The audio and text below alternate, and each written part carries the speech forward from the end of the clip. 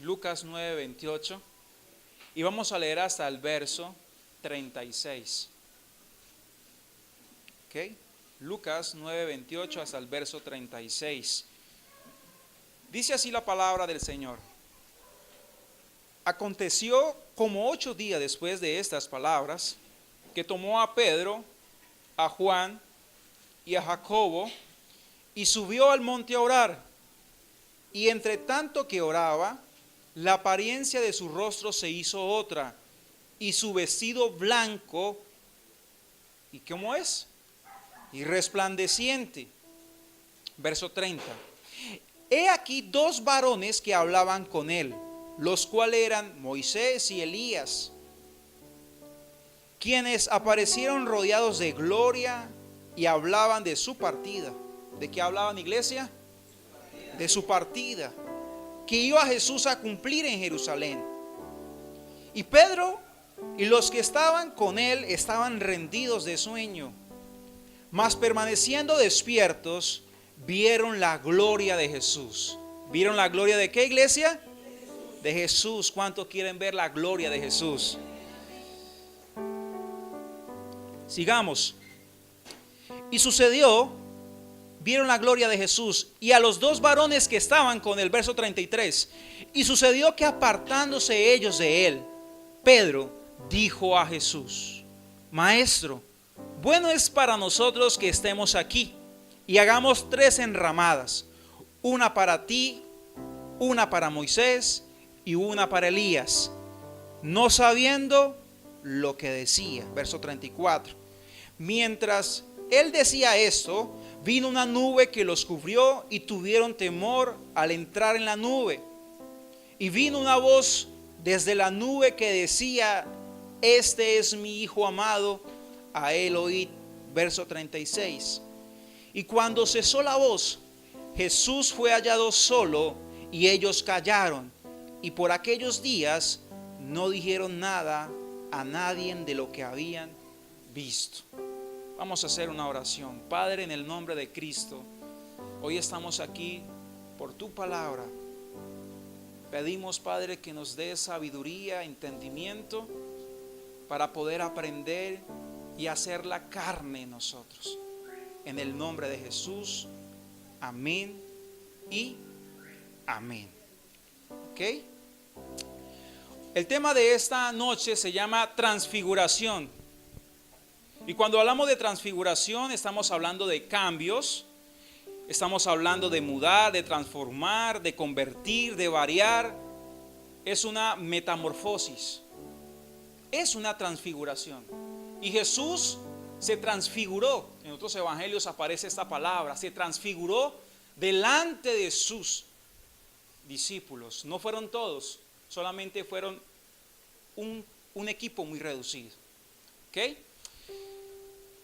¿Cuántos desean cambios? Yo quiero cambios, yo quiero ver la gloria de Dios en mi casa. Mire que Jesús, si quiero hablar un poco del contexto, Jesús hasta ese momento era visto como un profeta. Jesús hasta ese momento era visto como un hombre bueno, como un hombre que hacía grandes prodigios, como un hombre que hacía grandes señales, pero era como un profeta. ¿Listo?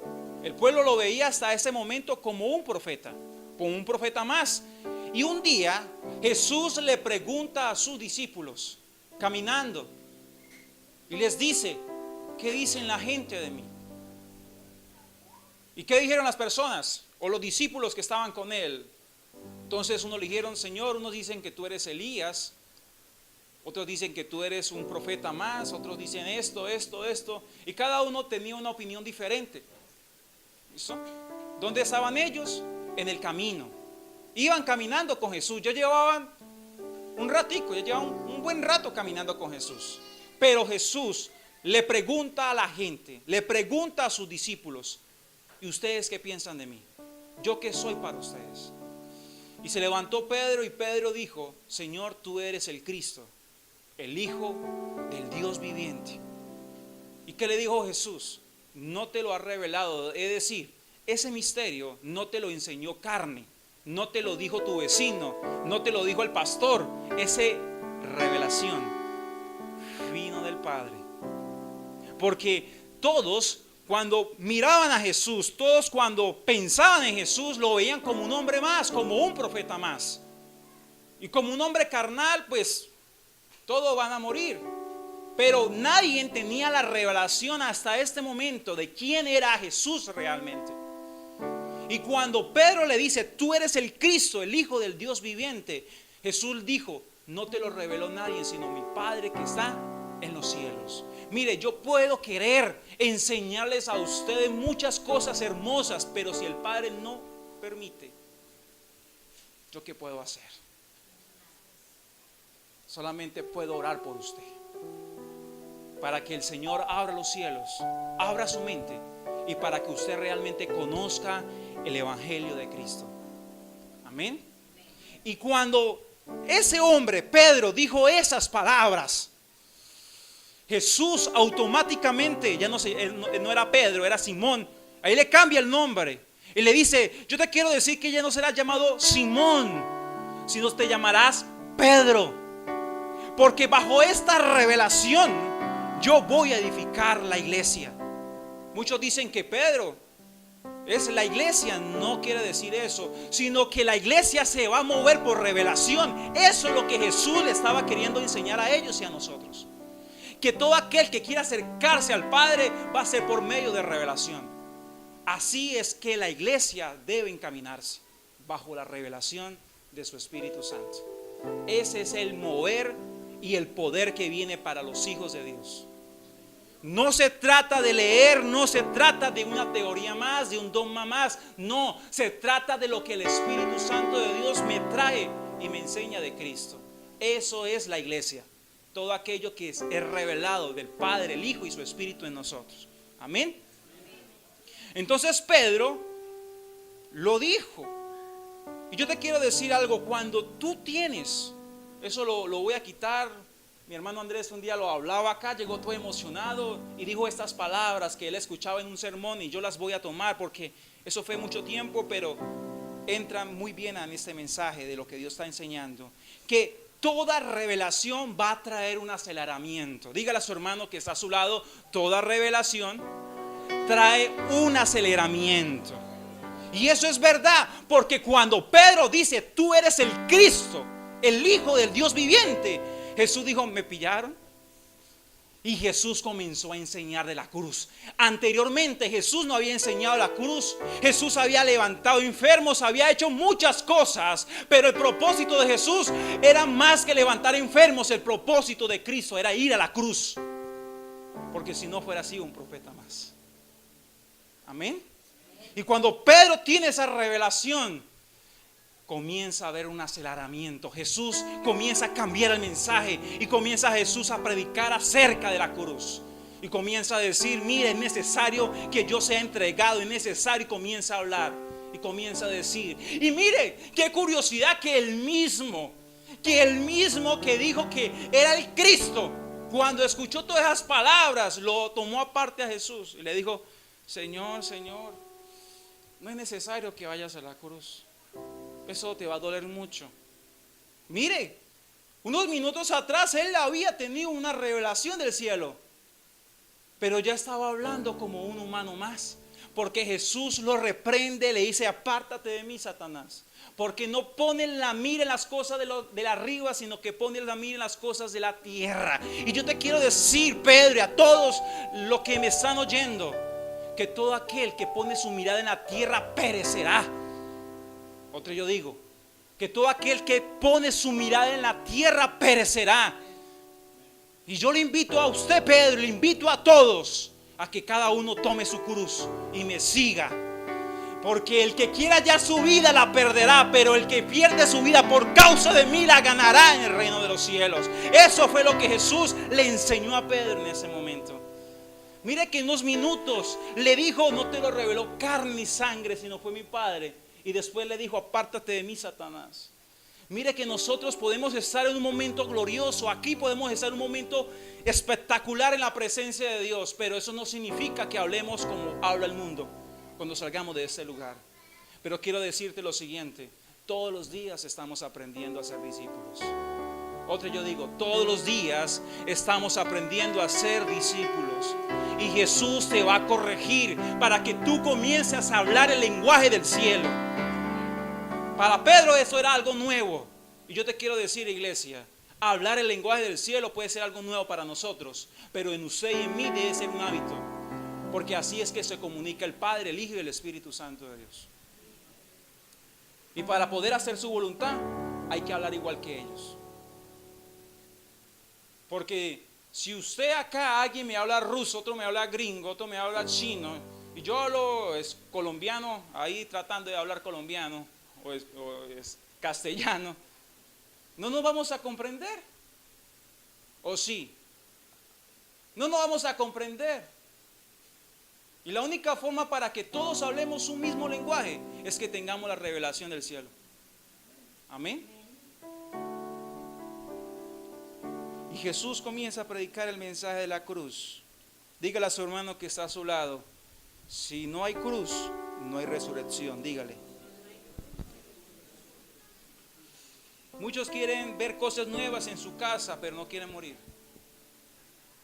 Y Jesús, muy bonito los milagros, muy bonito las cosas grandiosas que Jesús hizo, pero si Jesús no fuera muerto y no fuera resucitado, de eso nada valdría. La gente piensa que ir al templo, ir a la iglesia, es arrebatar un milagro de Jesús, y gloria a Dios por eso, porque usted lo puede hacer y yo también lo puedo hacer. Pero el mayor milagro es que usted sea salvo en lo que hizo Jesús en la cruz. ¿Qué te quiero decir, iglesia? Si tú vienes a este lugar, usted viene a fundamentar tu fe en Cristo. Más que los milagros, más que las resurrecciones, porque mire, Lázaro fue levantado, pero Lázaro volvió a morir.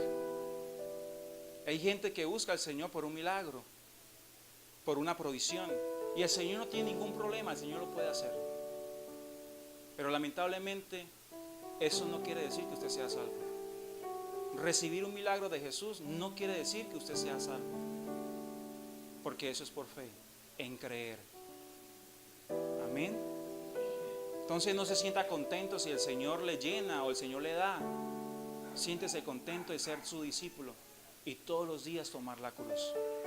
¿Qué quiere decir eso? Yo creo, Anderson me quiere decir que yo debo tomar un árbol o un palo y todos los días para que los vecinos me vean. No. La cruz simboliza que cuando Jesús iba por las calles, cuando caminaba por las veredas, cuando iba hacia el monte, que iba a ser crucificado, Jesús era señalado, Jesús era criticado y Jesús era injuriado, era hecho escarnio. Y usted y también mi persona vamos a ser aborrecidos, vamos a ser criticados, vamos a ser aborrecidos, vamos a ser blasfemados, burlados. Eso es cargar la cruz. Que te van a decir, mire dónde va el evangélico, mire dónde va el aleluya, gloria a Dios, el loco, mire dónde va. Eso es cargar la cruz, iglesia. Que tú no pierdas la identidad de quién eres en Cristo Jesús, a pesar que la gente te diga loco. Amén. Pero hoy en día, como a nosotros nos gusta quedar bien en todo grupo, queremos que nos acepten. No, el mensaje de la cruz es un mensaje que a la gente no le gusta. Otra, yo digo esto, el mensaje de la cruz a muchos no les gusta.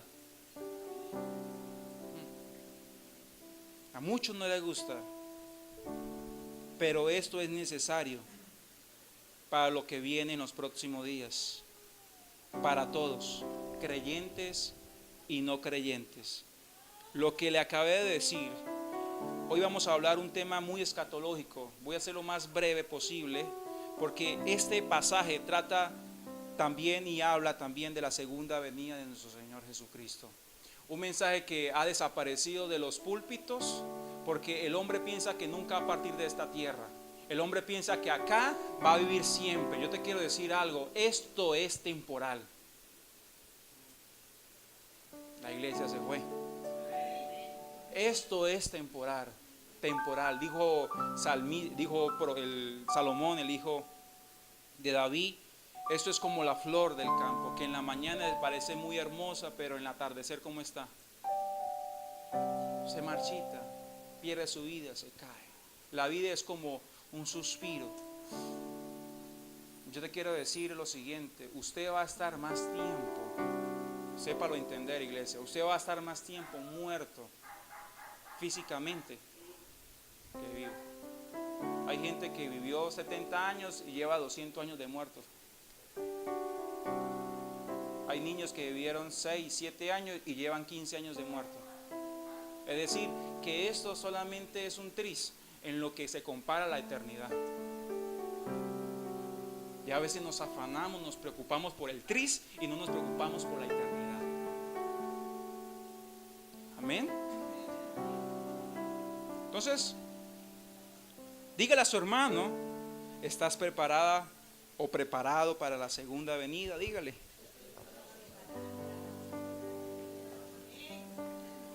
¿Qué le digo? ¿Se asustó? Digo, ¿qué está hablando usted, Anderson? ¿Qué está hablando? Bueno, ahora sí. Vamos al verso 28.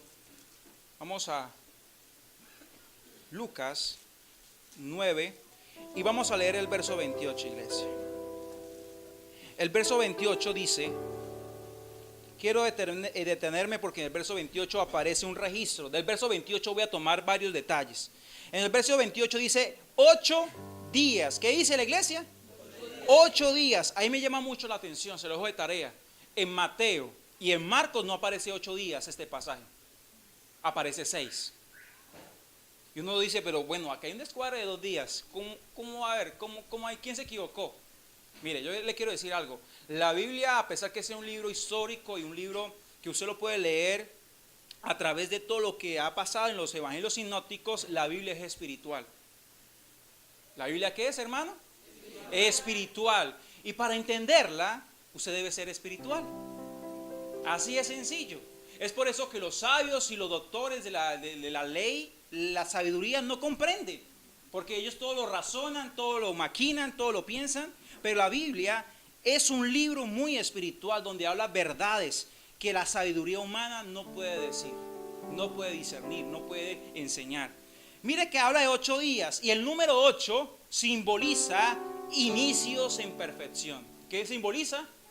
Inicios en perfección. Ese es el significado del número 8. 2 ejemplos claros. Al 8º día eran circuncidados los hijos de Israel. Los hombres eran circuncidados al 8º día. El diluvio solamente fueron salvas 8 personas. Y me quiero detener en el diluvio, porque en el diluvio Noé predicó, Noé enseñó más de 100 y algo de años y la gente no le creyó. Solamente fueron salvas ¿cuántas personas? 8, no más 8. Y comenzó un nuevo tiempo para ellos. Amén. Pero mire que está hablando que Noé, ¿dónde estaba Noé? En el arca. ¿Y el arca qué representa? A Cristo. El que está en Cristo va a entrar en un nuevo tiempo. Otro yo digo estas palabras. El que está en Cristo va a entrar en un nuevo tiempo. El que está en Cristo. El que no está en Cristo, pues, ¿qué tiempo le va a esperar? Amén. Entonces, cuando un niño se circuncidaba, también entraba en un tiempo de perfección acerca para su generación. Hay un tiempo perfecto. ¿Quién lo vivirá? Vamos al versículo 28, iglesia. Versículo 28. Y en el versículo 28 dice que subieron 3 personajes con Jesús. ¿Cuáles? Pedro, Juan y Jacobo. Allí enseñaba un altar familiar y hoy también lo quiero recordar a la iglesia. Pedro representa carácter. ¿Qué representa, iglesia, Pedro? Carácter. Hay que tener carácter. ¿Listo? El carácter da identidad. Si usted no es una persona de carácter, usted no tiene identidad. Si usted es una persona que no tiene carácter, usted va a un lugar y la gente no lo va a identificar. Usted debe tener carácter para cuando usted llegue a cualquier lugar, la gente sepa quién es usted en Dios. Pedro, ese es el nombre que le puso Jesús. Antes que era Simón, y Simón que era una caña llevada por el viento. Viene un problema y viene otro y viene otro, y así el viento se lo lleva. Así era Pedro. Se comportaba como le convenía. Y a veces somos nosotros así. No, aquí yo entro en este grupo, pero yo acá me comporto como serio, porque estoy con mi familia. Pero apenas termina ahí y me voy para otro lugar, ahí sí soy otra persona. Eso no es carácter, eso no es identidad. Usted tiene que ser el mismo en su casa, en su colegio, en su universidad, en su casa con su esposa. Tiene que ser el mismo. Y es por eso que Jesús, cuando vio la revelación que tuvo Simón, dijo: mire, usted va a seguir teniendo más revelaciones, Simón, pero usted debe ser firme. Es por eso que le pongo Petro, que es piedra. Pedro, se me salió el griego. Y es piedra, Pedro. Y sobre esa piedra voy a comenzar a fundamentar, porque Cristo es la roca y Él es piedra. Y roca y piedra son dos cosas, parecen iguales, pero son diferentes. La piedra se añade a la roca. Dice el apóstol Pedro que nosotros somos piedras vivas y que nosotros tenemos que hacer sacrificios como sacerdotes, que como iglesia cada uno de nosotros somos una piedra viva y que presentemos sacrificios. Eso fue lo que hizo Elías. Cuando le dijo al pueblo: venga y traigan 12 piedras, representaban a las 12 tribus de Israel. La piedra simboliza el carácter de estar unido a Cristo. Amén. El otro, Juan. ¿Qué representa Juan? Juan representa amor. ¿Qué representa Juan? Amor. Mire que Juan dormía en el pecho de Jesús. Cuando iban a caminar y iban a descansar, Juan se le acostaba en su pecho. Hoy en día eso se fuera malinterpretado, ¿no? Pero Juan se acostaba en el pecho de Jesús, en el seno de Jesús. ¿Usted se imagina escuchar el latido de Jesús, de su corazón? Qué cercanía, ¿eh? ¿Cuándo fue la última vez que un amigo se le acostó en su pecho? A los hombres. Uy, ¿qué le pasa a Anderson? ¿Qué estamos haciendo? Me está hablando de nuestra relación con Jesús. Usted debe tener una relación con su maestro, con Jesús, así como la tenía Juan. Mire que Juan, a pesar que sí, en Getsemaní todos se fueron, pero Juan fue el único que fue al monte La Calavera, allá donde crucificaron a Cristo, y él no se apartó de su maestro.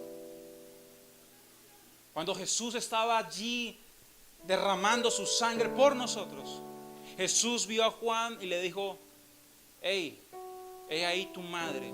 Porque estaba al lado de ¿quién? De María. He ahí tu madre. Se la estaba entregando. Y usted no le entrega a la mamá a cualquiera, ¿eh? Usted le entrega a su mamá. Es decir, que usted se vaya a ese mundo y usted le diga: mire, yo me voy a ir, pero le recomiendo a mi mamá. Yo creo que hablar de mamás en hijos, lo que hizo Jesús, Jesús valoraba mucho a su madre. Y usted como hijo también lo debe hacer con su madre también. Y Jesús le dijo: he ahí tu madre. Respétala, cuídala, valórala. Pero también le dijo a María: he ahí tu hijo, cuídalo, porque yo ya no estaré físicamente con ustedes. ¿Cuántos quieren tener el amor de Juan? El amor de Juan. Dice Juan que el amor es el vínculo perfecto. El amor es lo único que une a todo. Dice que las profecías se acabarán, todo se acabará, pero dice que el amor nunca se acabará. Dice que en esos tres, la esperanza, ¿cómo es? La fe, la esperanza y el amor. Esos tres son grandes, pero el más grande de todo es el amor. ¿Por qué, Anderson? Porque hoy estamos teniendo una esperanza, hay situaciones que resolver, tenemos fe en Cristo Jesús. Pero cuando estemos allá y estemos en su trono, ya no hay necesidad de tener ni esperanza ni fe. Hay que tener amor para permanecer con Él. Lo que hace mucha falta en los hogares, el amor de Cristo derramado en las familias. Ese amor que te da la capacidad de pasar una eternidad con Él. ¿Usted no se cansaría? ¿Y por qué muchos se cansan entonces en sus casas? Porque no es el amor de Cristo. Es otro tipo de amor, el amor que da el mundo. Lamentablemente, el Señor nos enseña a amar. Y hablamos del tercer personaje. El tercer personaje, ¿quién es? Jacobo. Jacobo, hay dos Jacobos en la Biblia. Uno es el hermano de Jesús de sangre, y el otro pues un discípulo. El que fue discípulo de Jesús, él muere. Cuando agarran a Jacobo y agarran a Pedro, bueno, primero agarran a Jacobo, Nerón lo agarra y... Eso pasó en Hechos de los Apóstoles, lo invito a que lo lea. ¿Listo? Ya había muerto Esteban, creo, no tengo bien las citas claras, pero agarra a Jacobo y lo degolló frente al pueblo. Lo degolló. Y él vio que eso le gustó a todos. Entonces ya estaba preparándose para agarrar a Pedro. Pero la iglesia comenzó a orar y Pedro fue rescatado milagrosamente por un ángel. ¿Listo? Ese Jacobo no es este. Este Jacobo es el hermano de Jesús. Y ese Jacobo se llama Santiago. Usted hay una carta, una epístola a Santiago. Y cuando usted lee Santiago, Santiago es un hombre de doctrina. ¿Es un hombre de qué? Doctrina, es un hombre, mire que había una cuestión en Jerusalén, que los judíos tenían que circuncidarse, que los gentiles, el único que puso un fundamento claro fue Jacobo. Y él dijo, mire, es bueno para la iglesia de los judíos y también para los gentiles que la gente no coma sangre, que no coma ahogado. Y eso está en Hechos de los Apóstoles. Pedro estaba peleando con Pablo, bueno, había una discusión ahí porque estaban haciendo las cartas para la iglesia gentiles y el único que solucionó ese detalle fue Jacobo, Santiago. Y él dijo, mire, es bueno, y puso los puntos claros. Y todo el mundo, ok, de acuerdo, lo que diga Santiago, así se hará. Y es por eso, si usted quiere ser un hombre de doctrina, cuando yo hablo de un hombre de doctrina, es un hombre con un pensamiento claro. Porque Pablo le enseña a Timoteo, le dice, mire, escudriñe las escrituras, medita, lea la palabra, porque de acuerdo a lo que tú vas a interpretar que es la doctrina, tú predicarás. Déjeme decirle a Timoteo lo siguiente: si tú malinterpretas, tienes malos pensamientos de acuerdo a lo que lees, tú terminarás condenando a las personas. Entonces la doctrina es el pensamiento que da el Espíritu Santo de Dios para que usted comience a regir su vida bajo unos estatutos, bajo unos lineamientos que vienen del Espíritu Santo para usted, para su casa. Amén. Hay doctrinas muy personales y hay otras que son congregacionales. El problema hoy en día es que cuando alguien recibe una revelación, la quiere implementar en todo lugar, y así no es.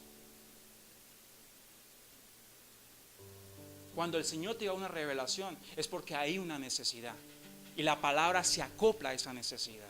Y es por eso que malinterpretamos las palabras, malinterpretamos todo. Cuando usted lea la Biblia, usted debe saber los contextos, porque de acuerdo a los contextos viene la doctrina, viene el pensamiento de Dios para ese momento. Entonces usted dice, uy, la mujer peinados sustentosos, uy. Yo le digo, hermanos, que la mujer que se peina así se va para el infierno. ¿Eso qué quiere decir? Creó una doctrina, un pensamiento y no se puso a escudriñar el contexto de esa historia, que fue la doctrina para esa iglesia que estaba pasando una situación. Y ahora nosotros, Anderson, tenemos al Espíritu Santo de Dios y tenemos su palabra. Él nos va a enseñar también doctrina, fundamento, y cada doctrina y cada pensamiento nos va a llevar a Cristo, que es lo más lindo. Amén. Porque toda doctrina, todo pensamiento te debe llevar a Cristo. Si te lleva a otro lugar, no tome eso. Todo termina en Cristo y todo inicia en Cristo. Eso es la seguridad que usted debe tener. Amén. Entonces, ¿qué lo que Jesús tomó a Pedro, a Juan y a Jacob? ¿Usted qué necesita para ser tomado por Jesús? Porque estamos hablando de un nivel de subir. Usted necesita carácter, que es identidad. Usted necesita amor, que es el vínculo perfecto. Y usted necesita tener doctrina, necesita tener pensamientos claros para saber a quién va a seguir. ¿Listo? Dígale a su hermano, es el círculo íntimo.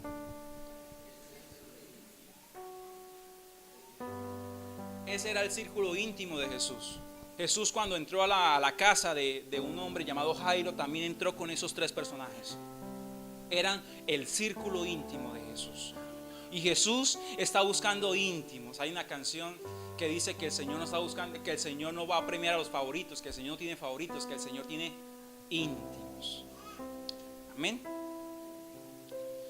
Bueno, vamos al versículo 28 y dice que subió a un monte. En otras versiones dice que el monte era muy alto. ¿Usted quiere saber cuánto era de alto, iglesia? ¿Sí quiere saber cuánto era de alto? Bueno, para que usted pueda subir ese monte, usted necesita carácter, amor y doctrina, porque si usted no tiene, usted no lo va a subir. Solamente los íntimos, que el Señor nos ayude, porque el monte tiene aproximadamente 2.800 metros sobre el nivel del mar.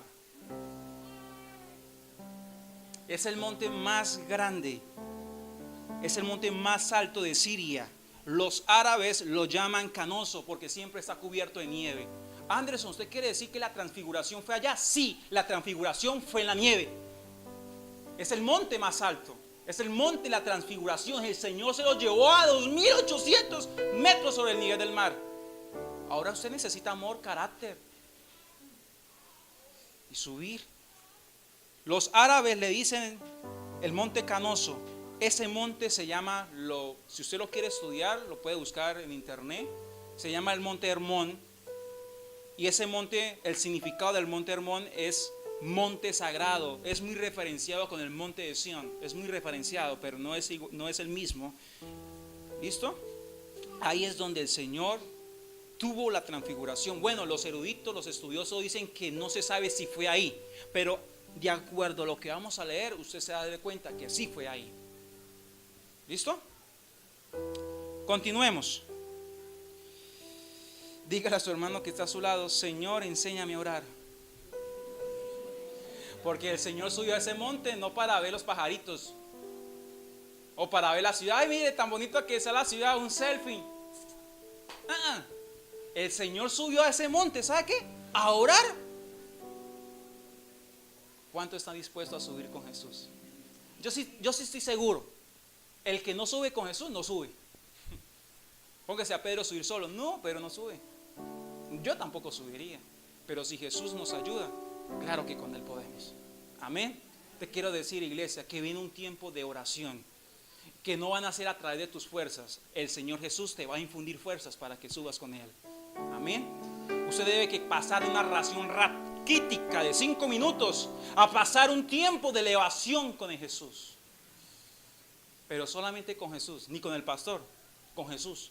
Asegúrese de que cuando vaya a orar, vaya con Jesús. Amén. Porque yo me quedo una pipeta de oxígeno ahí. Si voy solo con una pipeta de oxígeno, me quedo, ¿no? Aguanto. Pero con Jesús Él me da las fuerzas. Vamos al verso 29, iglesia. Dice: entre tanto que él oraba, se transformó su rostro y también su vestido fue transformado. En el Evangelio de Mateo o en Lucas dice que su rostro brillaba y su vestido era más blanco que la nieve. Si el autor a Mateo y a Marcos me dicen que su vestido era más blanco que la nieve, está haciendo una comparación. Es decir, cuando vieron la gloria del Señor, cuando vieron su hermosura, resplandecía y era más blanco que alrededor lo que había. Hacía la diferencia el Señor Jesús. Resplandecía. Eso es impresionante, ¿eh? Yo te quiero decir algo, iglesia. Cuando tú oras, cualquier situación se va a transformar. Yo digo eso: cuando tú oras, cualquier situación va a cambiar de color, cualquier situación va a cambiar de parecer. Eso es cuando tú oras. Tú quieres ver cambiar a tu hijo, suba al monte con Jesús. Tú quieres ver cambiar tu necesidad económica, financiera, lo que necesitas, suba al monte con Jesús y verás que cómo verás la gloria de Dios. Ahí es donde se obtienen las mejores vivencias. Amén. Vamos al verso 30. El verso 30 quiero resaltar, dice que habían 2 varones que hablaban con él. ¿Quién eran esos 2 varones? Moisés y Elías, nada más ni nada menos. Si hoy el tiempo fuera hoy, yo quiero que cada uno, una foto ahí, un selfie, ahí para el estado. Póngase a pensar, ver a Moisés y ver a Elías. Eso es impresionante, en toda su gloria también con Jesús. Cuando tú oras, tú verás, tú oirás, tú palparás el cumplimiento de Cristo para tu casa, para mi vida. ¿Qué representa Moisés? Representa la ley. ¿Qué representa Elías? Elías representa una voz profética. Y te quiero decir que la ley y la profecía se vio cumplido en Cristo Jesús. Lo que habló Moisés, lo que hablaron los profetas, el cumplimiento es el mismo Cristo Jesús. Y en oración tú verás el cumplimiento de Dios, de lo que Dios ha escrito para ti, de lo que la gente ha declarado para ti. Solo en la oración, a través de Cristo, tú verás el cumplimiento. Porque si no oramos, no veremos el cumplimiento de lo que Dios ha escrito y de lo que Dios ha anunciado. ¿Estamos claros? Verso 32. Verso 31, perdón. Dice que hablaban de ¿qué? De su partida. Estaba hablando que él iba a la cruz, él iba a morir. Estaban hablando de su partida. También la oración, porque hoy es un servicio, es una enseñanza familiar, es un culto evangelístico. Pero si usted no sabe orar, ¿usted cómo va a tener una relación con su Dios? Con nuestro Dios. Y la oración te prepara a cumplir el propósito de Cristo Jesús sobre ti. Si tú no oras, si yo no oro, yo no estaré preparado para ir a la cruz. No estaré preparado. Mire que lo que ellos hablaban era acerca de lo que se venía. Cuando tú oras, Dios te va a preparar, Dios te va a formar para aquello que va a venir. Y tú estarás como firme. Estarás preparado para recibir lo que viene. Verso 32. Dice que los tres estaban como Pedro, Juan y Jacobo. ¿Cómo estaban? Estaban rendidos de sueño. ¿Sabe qué es lo más triste, iglesia? Lo más triste es que cuando usted venga a la oración, cuando usted venga a la casa de papá, usted tiene que dimensionar en qué nivel de gloria está usted. Mire que ellos estaban viendo a Elías, estaban viendo a Moisés, estaban viendo al mismo Jesús transformado, no como hombre, sino a la imagen de Dios, a la gloria de Dios. Y esos están que se quedan dormidos. Y a veces hay cultos donde Dios está hablando, Dios está ministrando y muchos pescando. ¿Aló? ¿O se quedaron pescando? ¿Ah? Mira que ahora termina el culto. Y estamos viviendo un momento de gloria, estamos viviendo un momento de unción. Y usted pensando en la cama. Yo no sé qué le estaba pasando a estos tipos. Yo no sé qué le estaban pasando. Viendo a Elías, viendo a Moisés. Yo me quedo ahí, ¿qué hablan? Ellos estaban que se quedan dormidos. Yo creo que de pronto estamos como soñando. Soñando. Usted tiene que dimensionar. Cuando usted vaya a orar, usted tiene que dimensionar que al lado suyo está papá. ¿Usted sabe qué quiere decir eso? ¿Usted sabe qué quiere decir eso? Que al lado suyo esté papá escuchándolo.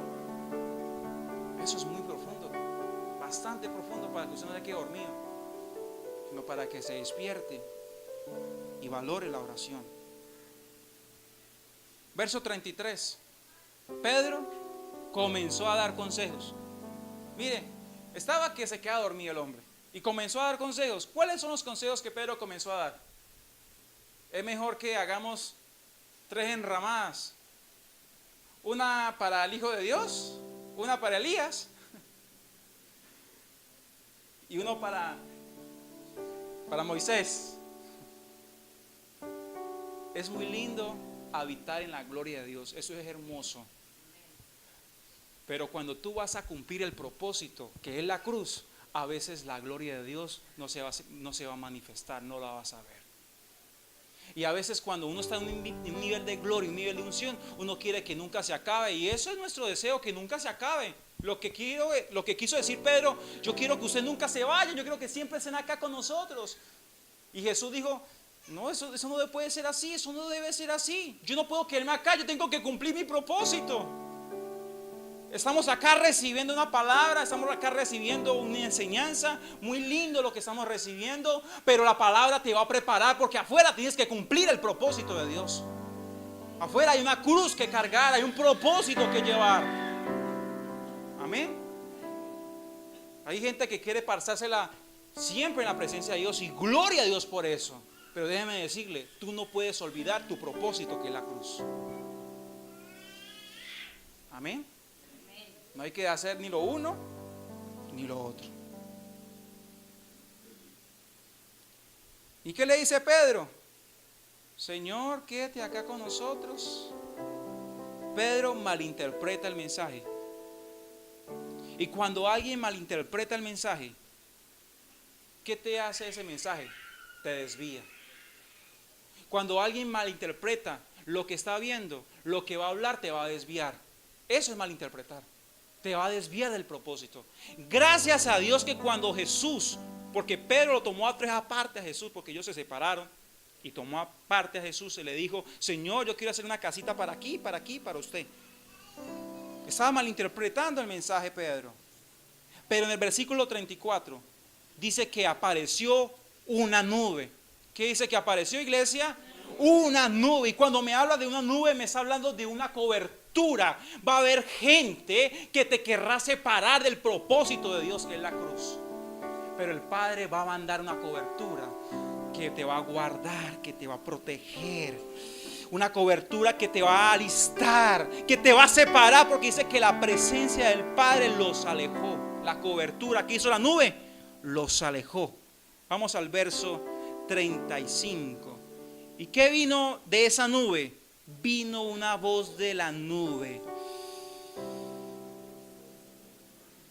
¿Qué decía la nube? ¿Qué hablaba la nube?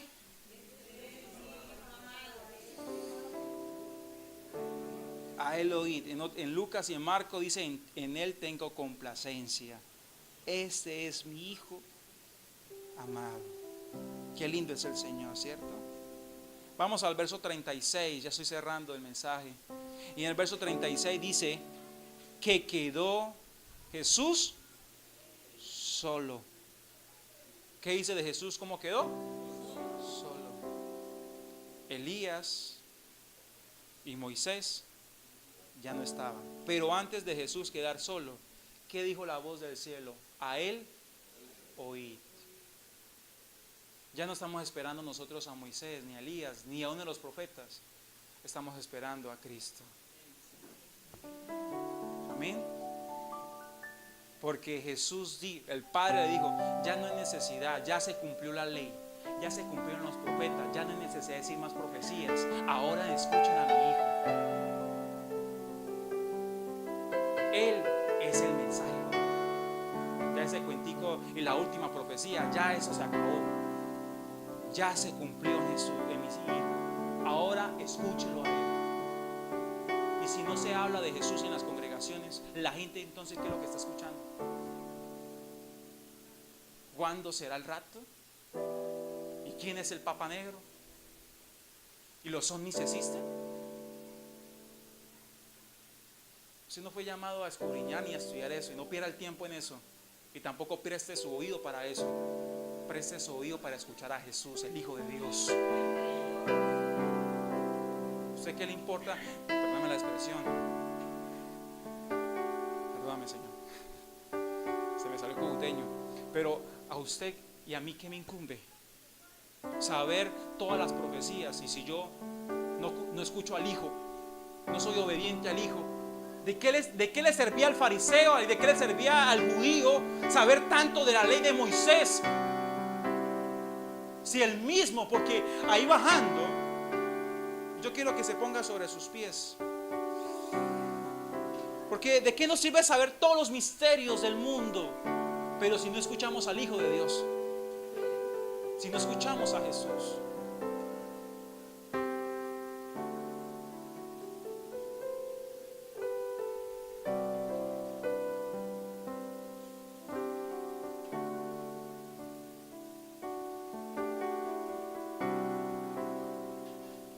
Como Jesús no iba a estar en el monte siempre con sus discípulos, ellos bajaron. Así como usted cuando termina su oración y debe ir al trabajo, debe ir a la universidad, tiene que cubrir sus obligaciones, así. Cuando usted salga de este lugar, iglesia, cuando usted salga de la oración, usted debe tener cuidado de algo. De los escribas. ¿De quién, iglesia? De los escribas. ¿Quiénes son los escribas? Son las personas, los mensajeros de un general o los mensajeros del rey. Ellos son los que relataban o redactaban todo lo que estaba pasando. Los escribas. En el evangelio de Marcos y Mateo aparece que cuando ellos bajaban del monte, Jesús le dijo: miren, muchachos, no le cuenten a nadie de lo que han visto. ¿Listo? No le cuenten a nadie, esto es un secreto para nosotros. Entonces uno le dijo: Señor, los escribas dice que va a venir Elías. Y mire, y estos benditos habían visto a Elías arriba.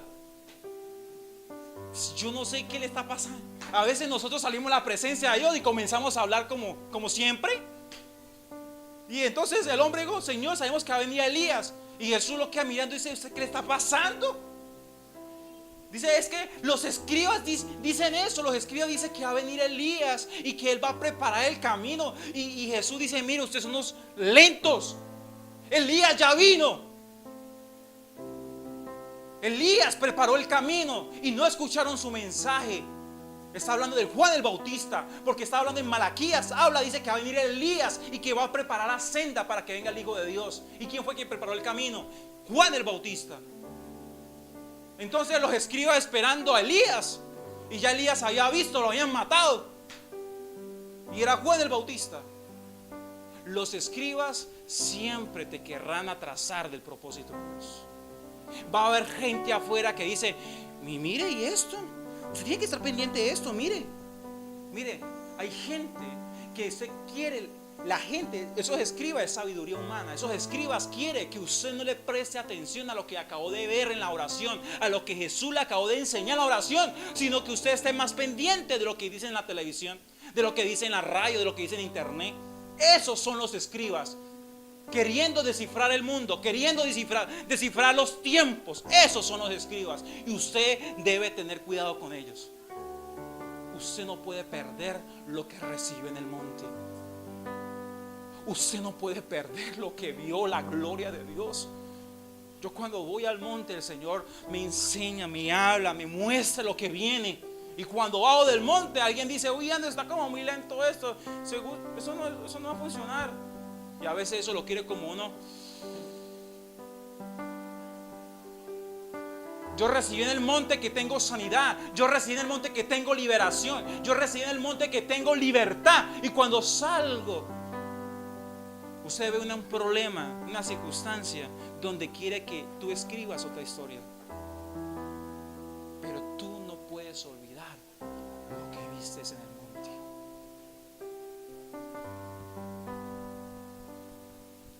Amén.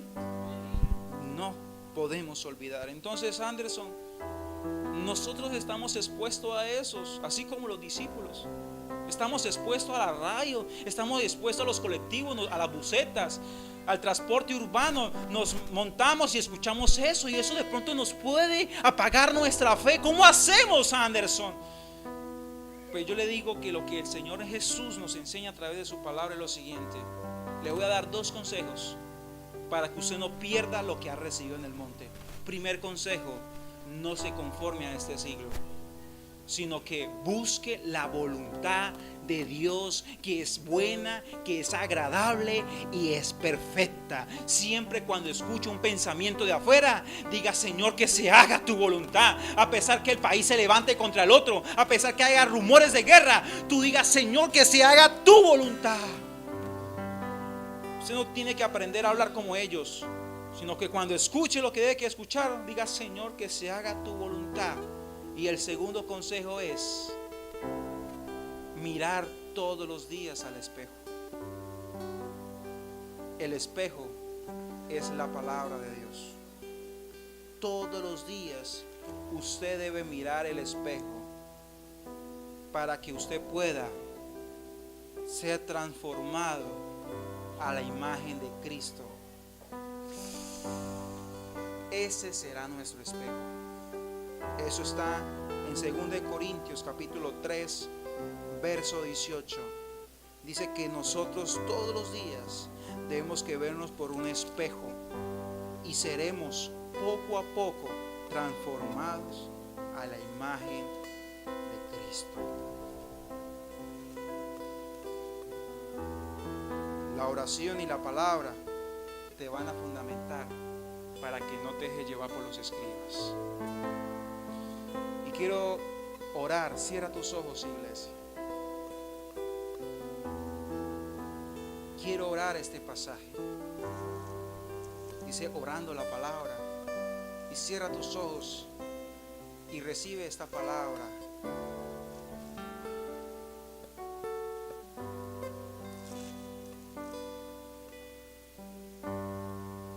Dice la palabra del Señor así: pero esto digo, hermanos, que la carne y la sangre no pueden heredar el reino de Dios, ni la corrupción heredará la incorrupción. He aquí os digo un misterio: no todos dormiremos, pero todos seremos transformados. ¿Cuántos quieren ser transformados? ¿Cuántos quieren transfiguración? En un momento, dice, en un momento, en un abrir y cerrar de ojos, a la final trompeta, porque se tocará la trompeta y los muertos serán resucitados, incorruptibles, serán transfigurados y nosotros seremos transformados. Un día también nos volveremos así como se volvió Elías, Moisés y el mismo Jesús. Porque es necesario que esto corruptible se vista de incorrupción y esto mortal se vista de inmortalidad. Y cuando esto corruptible se haya vestido de incorrupción y esto mortal se haya vestido de inmortalidad, entonces se cumplirá la palabra que está escrita: la muerte ha sido vencida, porque la muerte no toca un cuerpo transfigurado. Esto es poderoso. Y dice: ¿dónde está, muerte, tu aguijón? ¿Dónde está el sepulcro, tu victoria? El único que se ha transfigurado ahorita se llama Jesús. Y todo aquel que está al lado de él va a ser transfigurado también. ¿Verdad? Iremos al polvo, pero se escuchará esa trompeta y seremos igual a él. Y ya no habrá muerte. Ya no habrá necesidad de ir al cementerio a enterrar a alguien, porque todos seremos transformados a la imagen de Cristo Jesús. Gracias por tu palabra. Ayúdanos, Señor, a subir al monte. Al monte no subieron los 12. Al monte solamente subieron un círculo muy íntimo. Y Dios está levantando y quiere levantar una iglesia íntima. Dios quiere levantar, no solamente Dios quiere levantar discípulos, Dios quiere levantar íntimos. ¿Cuántos íntimos quieren subir al monte? ¿Cuántos íntimos quieren ver la transformación del Padre, del Hijo y del Espíritu Santo en casa, para tu vida, para tus hijos? La única forma de verlo es estar allí, en el monte más alto. Ayúdanos, Señor Jesús, porque solo no podemos. Solo contigo, si tú nos tomas, claro que podemos. Gracias por este tiempo. Gracias, Jesús.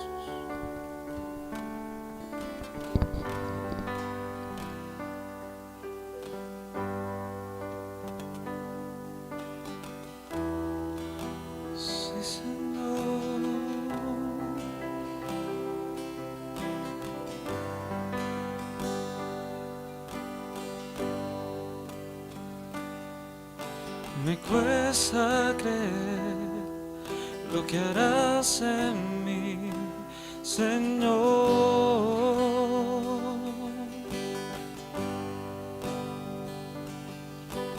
Quiero avanzar, a tu lado estar, Jesús.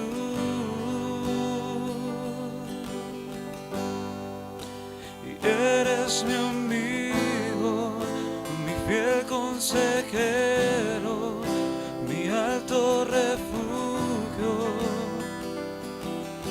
Tú eres mi guía, mi roca y castillo, tan grande esperanza. Tú, solo tú,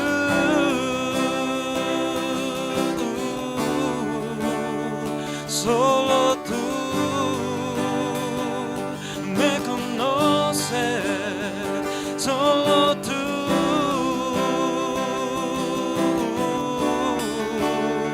Solo tú me proteges, es por ti.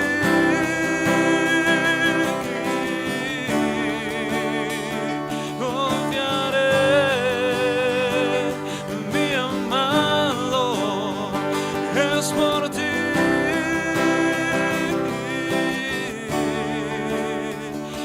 Es por ti.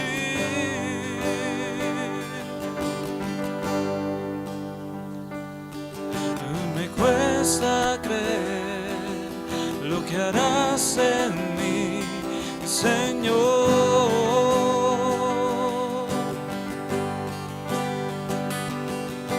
Y quiero avanzar, a tu lado estar, Jesús.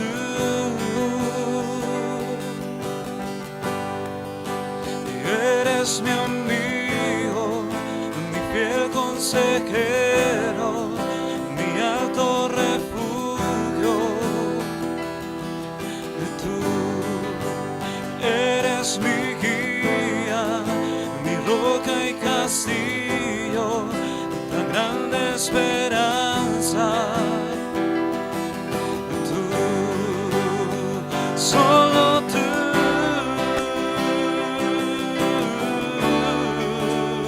Solo tú me conoces, solo tú,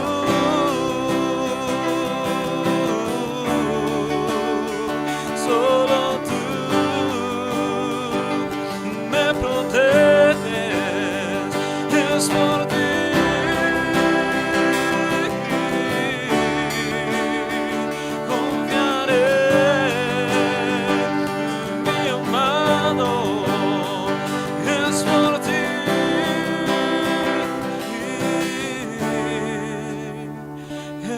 Por ti. Dale un fuerte aplauso al Señor.